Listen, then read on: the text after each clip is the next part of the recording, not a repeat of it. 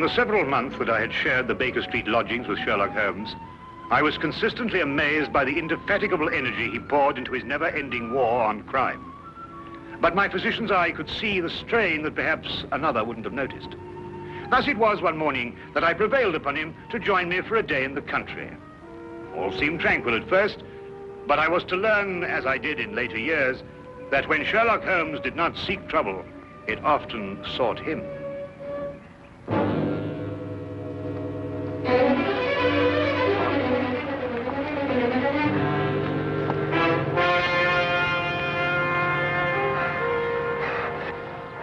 Help her. They may be coming. Steady now, we'll have you all right in a minute. What's happened to the young lady? Who are you running from? Stark. Carroll. They tried to kill me. Out now, Holmes. Perhaps we'd better get them to London, eh? My very thought. The young lady is uninjured, but she's suffering from a deep state of shock. Right. Come along. Oh.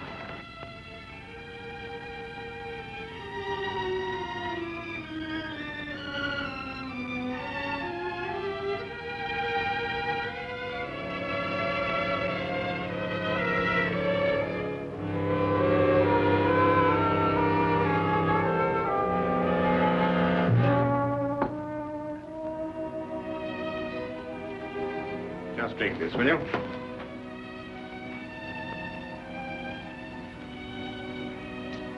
Better now? Much, thank you, sir. Will she be all right, Doctor? Oh, yes, I think so. Twice last night she saved my life. Who is she? I don't know. We only met last night. I'm afraid she's mute. What, deaf mute? No, she hears and understands perfectly. How did you meet her? Well, it all started yesterday afternoon. Seems an eternity since then. I was in my office, facing the realities of my professional situation. I suppose that everyone finds his first venture into independent business to be a dreary experience. After a year of it, I'd about decided to admit failure and seek employment with some recognized firm. It was at that point that I received a client. Mr. Haterley? His name was Colonel Lysander Stark. Had I known then what horror he was bringing into my life, I would have strangled him right then and there. Frankly, Mr. Haterley, the commission I have come here to offer you deals with a matter of extreme secrecy. I have gone to some lengths to acquaint myself with both your professional and your personal qualifications. Personal qualifications, sir? Yes. I know you to be an efficient hydraulic engineer, but also that you are a bachelor, an orphan, and that you reside here alone in London. Why, that's very true, but I'm afraid I don't understand. You shall when I explain the assignment. Do I have your word that our conversation will go no further than this room? Of course, sir. I shall respect your confidence. Excellent. Well, then. Does £50 for a night's work appeal to you? £50? I note by your expression that you suspect some illegality. Let me set your mind at rest on that score. Exactly what you want me to do? To repair a hydraulic press, Mr. Haterley. A rather large hydraulic press. Well, that hardly seems unusual.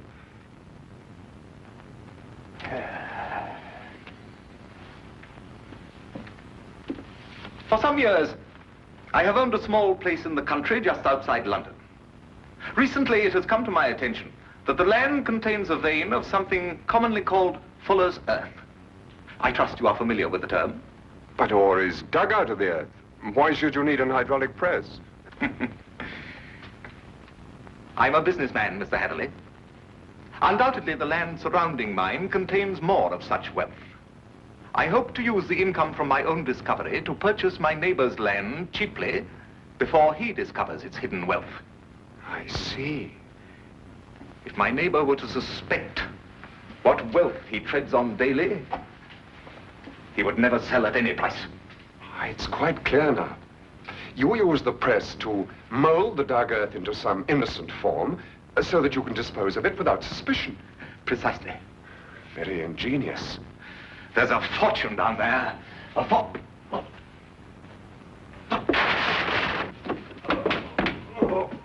Is anything wrong? What is it, Colonel Stark? Can I get you something?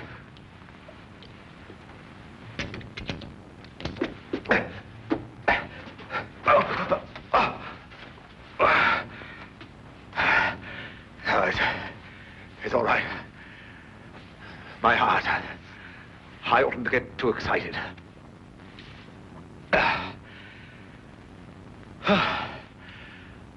Well, I've put my trust in you, Mr. Haterley. Do you accept the commission? When do I begin, sir? I promised to meet him that night, last night, at Ayford Station. The time he suggested was quite late, 11:30, but he insisted that it would be less conspicuous. I freely admit that the money kept me from exercising a more natural curiosity at such bizarre proceedings. One point, sir. When we encountered you, admittedly you were in a highly nervous state, but you kept repeating that they were after you. Did this man Stark have a confederate? Yes, a foreigner, a man named Carrow. I was to meet him later that night. Go on. Last night I boarded the train to Ayford and arrived there a little past 11 as ordered. And Colonel Stark was waiting? He was. We drove for almost an hour, and then we stopped suddenly, and he almost pulled me into a darkened house. Stark muttered under his breath as he fumbled to strike a match, but suddenly a light appeared at the top of the stairs.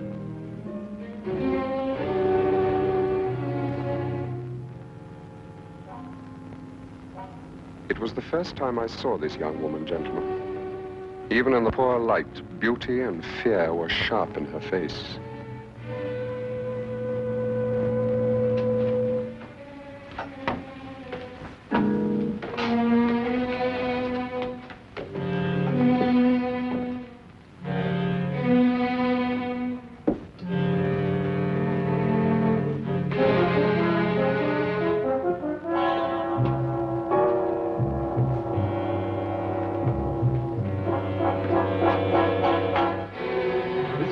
Is our housekeeper. How do you do, miss? She cannot answer you, I'm afraid. She is quite mute. I forgot to tell you that I have a colleague, Monsieur Carrow, brilliant mineralogist. I'll fetch him for you, if you'll excuse me for a moment. By all means.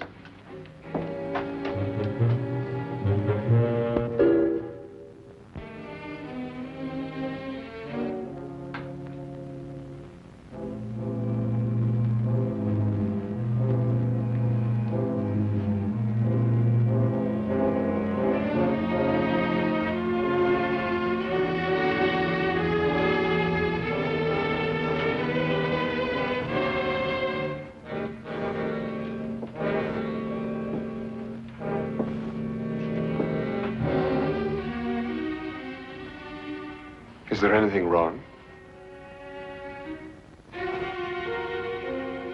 You want me to leave? Why? Are you trying to warn me against Colonel Stark?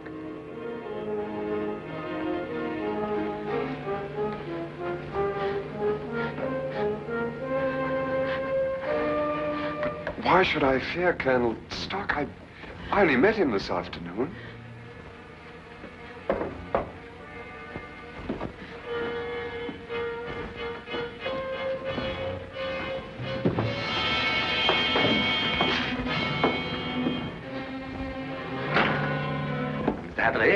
I'd like you to meet my friend and associate, Monsieur Carrow. A pleasure, sir. Colonel Stark will show you our press and explain the difficulties we have. I'll join you in a moment. After I have arranged with our housekeeper for your stay tonight. Yes, that's a good idea. Will you come this way, Mr. Haterley?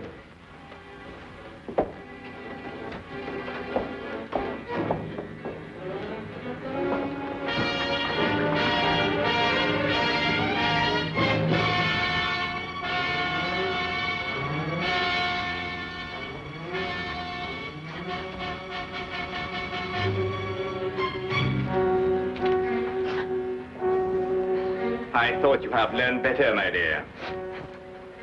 Perhaps I'll have to send you back to school.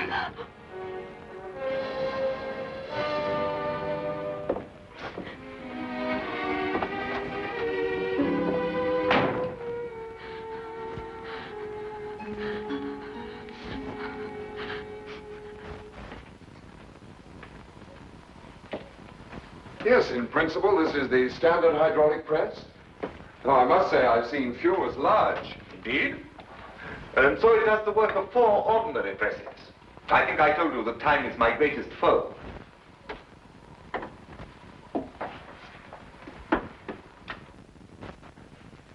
Would you bring more light, please?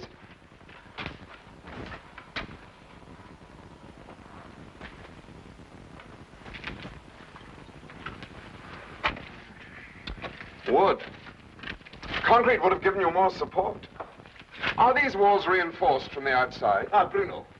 I was just about to explain to Mr. Haterley that all the walls except the one he is examining are reinforced. However, there's no trouble with the walls. It's in the machinery. You'll hear it. Good. Just wanted to check up first.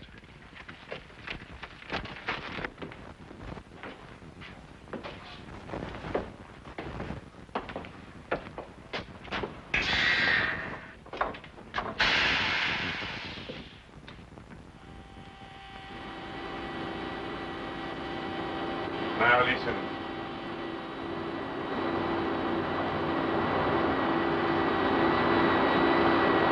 Know what it is? One of the cylinders is leaking fluid, cutting down your power. Turn it off and we'll have a look at the driving rods.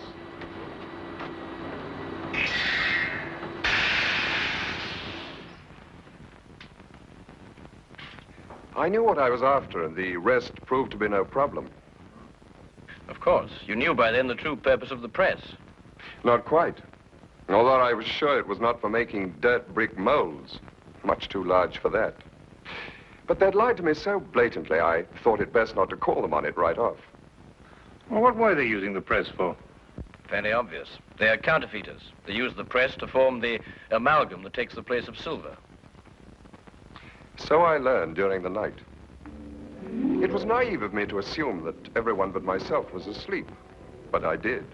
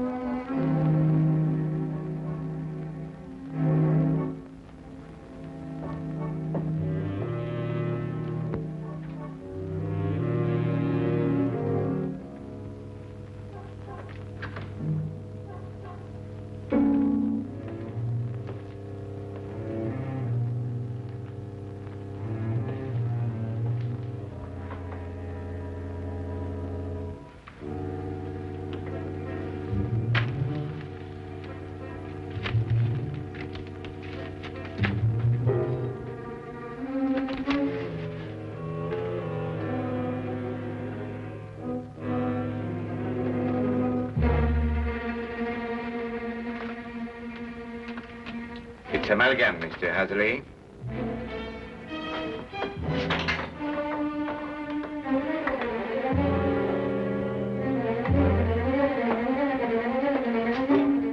Carol, open up! Let me out of here, Carol!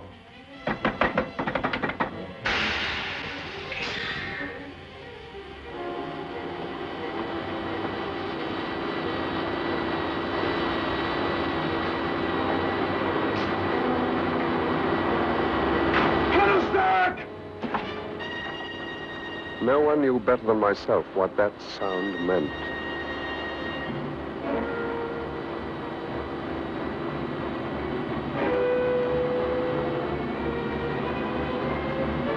Caro had started the press.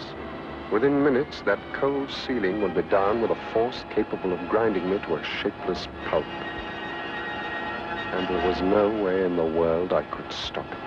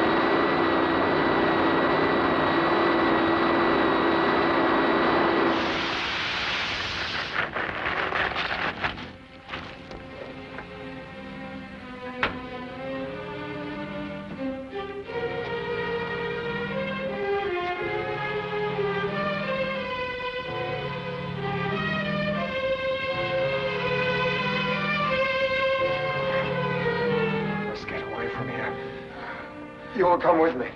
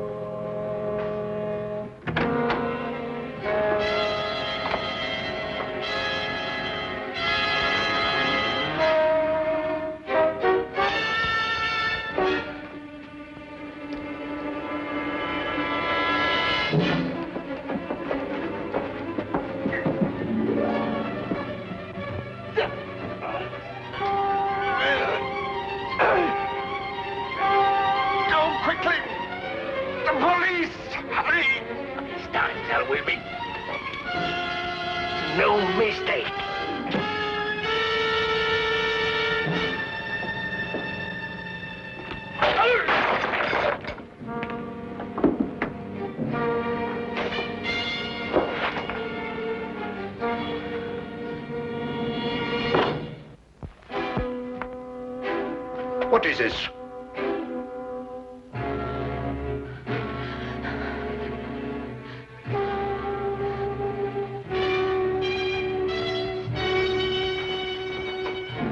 What's happened here? Bruno!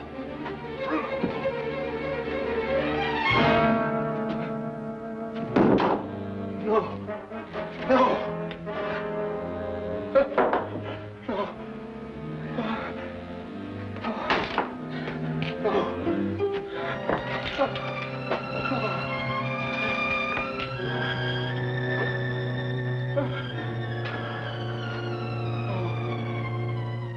That's almost the last lucid recollection I have.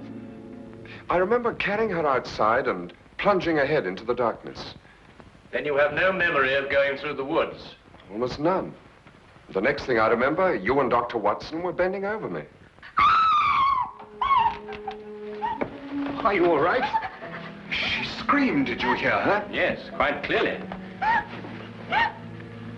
Please, don't let them send me back.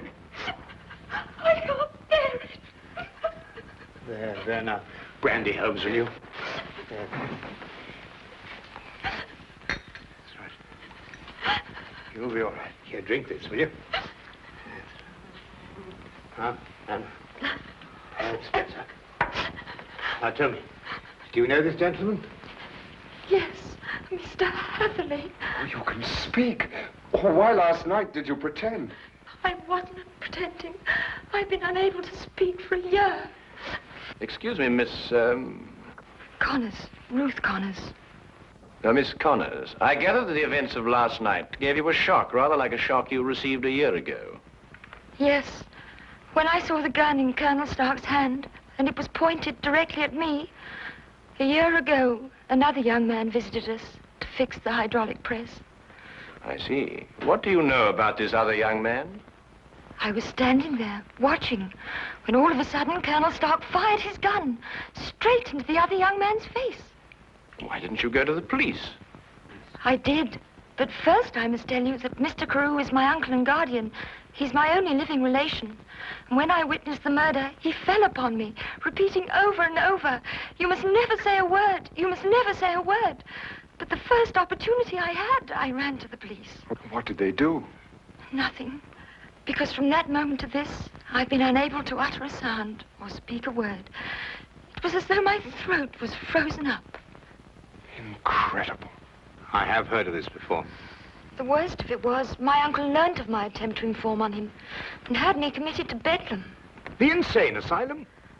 I spent 6 long months there, 6 horrible, unforgettable months before they released me in his custody. After that, he forced me to do his bidding by threatening to send me back. Send me back to school was the expression he used.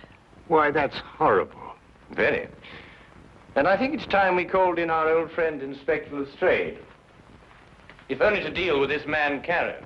You're not forgetting Stark, are you? Oh, I expect we'll find his remains, Watson. The loss of his medicine undoubtedly saved England the cost of executing him. Well, come along.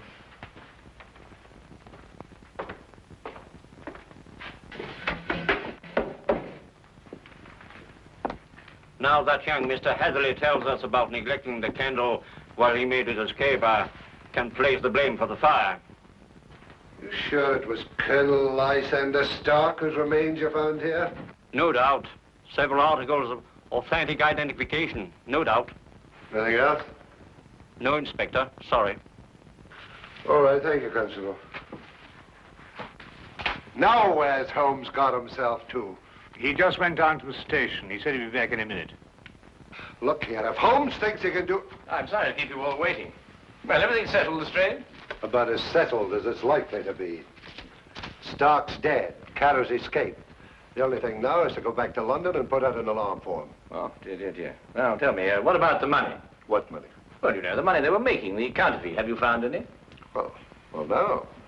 Oh, I suppose Carrow took it with him. Well, a man would have to be pretty desperate indeed to even bother with real money, let alone counterfeit. What are you suggesting, Holmes? Miss Connors, the only carriage used here is the carriage that Mr. Haterley rode in. Is that right? Why, yes, I think so. I see. And that carriage has been in the livery stable since last night. Thanks to an obliging constable, I found one of Mr. Carrow's footprints. But there was no trail of similar prints leading away from the house. Mark you, I didn't imagine that he would try and make his escape on foot. How did he get away, then? He didn't, my dear fellow. He's still in this house, hiding somewhere. What? Mr. Holmes, there's a cellar where... I examined that cellar myself. No, I mean the special cave they dug under the house to hide the money. And there must be an entrance from the house itself. Well, I wasn't permitted to know exactly where, but I'm sure it was in this room somewhere. Thank you. Well, let's try and see, shall we? I beg your pardon.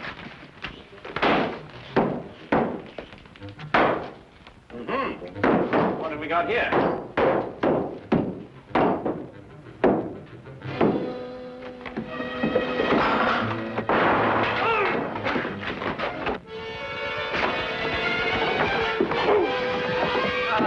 Very neat, Watson.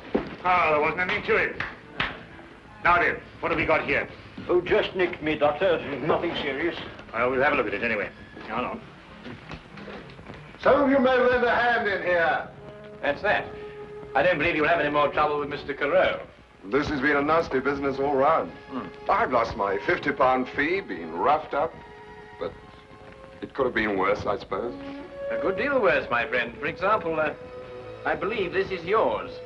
Mine. Yes. What is it? Your shoe, I believe. I recovered it from the press. Yes, it makes one think, doesn't it? Well, Watson, you were quite right. A day in the country can be quite relaxing.